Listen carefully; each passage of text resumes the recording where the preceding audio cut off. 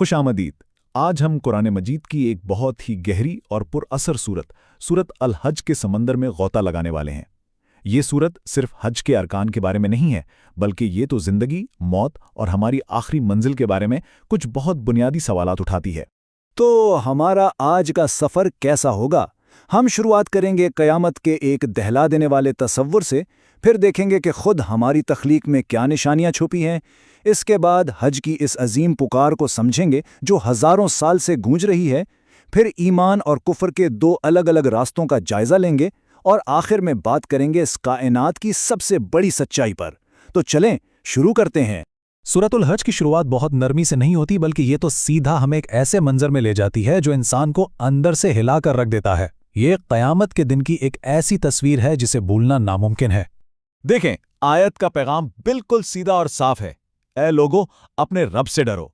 ये सिर्फ एक नसीहत नहीं, बल्कि एक बहुत बड़ी वार्निंग है कि वो जो आने वाला है, यानी क़यामत का ज़लज़ला, वो हमारी सोच और हमारे वहमो गुमान से कहीं ज्यादा बड़ा और खौफनाक है। और उस खौफ की शिद्दत कैसी होगी, जरा इस मंजर को तसव्वुर में लाएं। एक ऐसी अफरत तफरी, एक ऐसी दहशत कि माँ जो अपने बच्चे के लिए सब कुछ होती है, वो अपने दूध पीते बच्चे को भूल जाएगी। हामिला औरत का हमल गिर जाएगा। मतलब ये है कि उस दिन का खौफ हर इंसानी रिश्ते, हर मोहब्बत पर हावी हो जाएगा। अच्छा, क़यामत के इस हौलनाक मंजर के फौरन बाद सूरत अचानक एक बिल्कुल अलग मोड़ लेती है। ये हमें अंजाम से आगाज़ की तरफ ले जाती है। ये एक सवाल उठाती है कि अगर मरने के बाद दोबारा जी उठने पर किसी को शक है, तो वो अपनी ही तख्लीक के मौजज़े पर गौर क्यों नहीं करता? यहाँ सूरत सीधा उन लोगों से बात कर रही है जिन्हें शक है, और दलील बहुत सादा लेकिन इतनी ही गहरी है कि अगर दोबारा ज़िंदगी मिलने पर यकीन नहीं आता, तो बस एक बार अपनी शुरुआत को देख लो।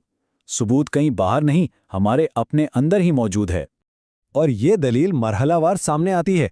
जिंदगी कैसे शुरू होती है? मिट्टी से, फिर पानी की एक बूंद से, फिर खून के एक लोथड़े से, और फिर गोश्त के एक टुकड़े से। ये पूरा सफ़र खुद एक मौजज़ा नहीं तो और क्या है? तो मंतकी सवाल ये बनता है कि जो ज़ात ज़िंदगी को इतने पेचीदा मरहलों से गुजार कर बना सकती है, क्या वो उसे मौत के बाद दोबारा नहीं बना सकती? कुरान की ये आयत जो यहाँ नज़र आ रही है, इन्हीं मराहिल की तफसील बताती है। और ये सिर्फ कोई बायोलॉजी का सबक नहीं है, ये तो एक गहरी रूहानी हकीकत की तरफ इशारा है। ये हमें याद दिला रही है कि हमारी जिस्मानी तख्लीक खुद खुदा की ताकत का सबसे बड़ा सबूत है। तख्लीक की निशानियों पर गौर व फिक्र के बाद चलें अब आते हैं सूरत के दिल की तरफ, यानी हज। हज सिर्फ एक सफ़र नहीं है, ये तो खुदा पर ईमान का एक अमली और जिस्मानी इजहार है। ये बात कितनी हैरान कुन है ना, कि ये पुकार हज़ारों साल पहले हज़रत इब्राहीम ने लगाई थी, लेकिन इसकी गूंज आज भी जिंदा है।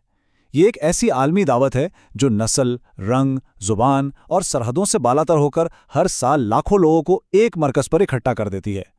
इस सफ़र के मरकज़ में शायरुल्लाह का तसव्वुर है, यानी वो निशानियाँ जो अल्लाह की याद दिलाएं। तो हज की जो रसूमात हैं, जैसे जानवर की कुर्बानी, ये सिर्फ दिखावे के काम नहीं हैं।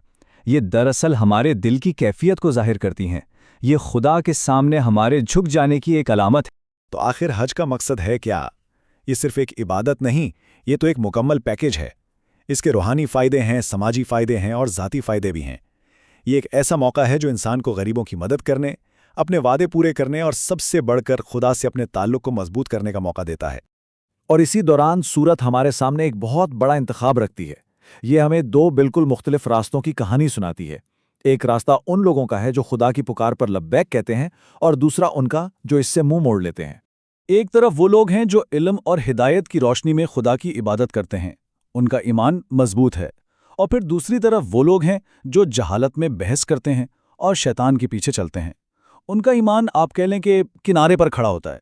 अगर सब कुछ अच्छा चल रहा हो तो खुश, और जैसे ही कोई आजमाइश आए तो फौरन पलट जाते हैं। और ज़ाहिर है दोनों का अंजाम भी बिल्कुल मुख्तलिफ है। एक के लिए जन्नत के बागात और दूसरे के लिए आग के लिबास। और कुरान इन दोनों अंजामों को इंतहाई वाज़े तस्वीरों में हमारे सामने रखता है। इससे ज़्यादा वाज़े फ़र्क और क्या हो सकता है?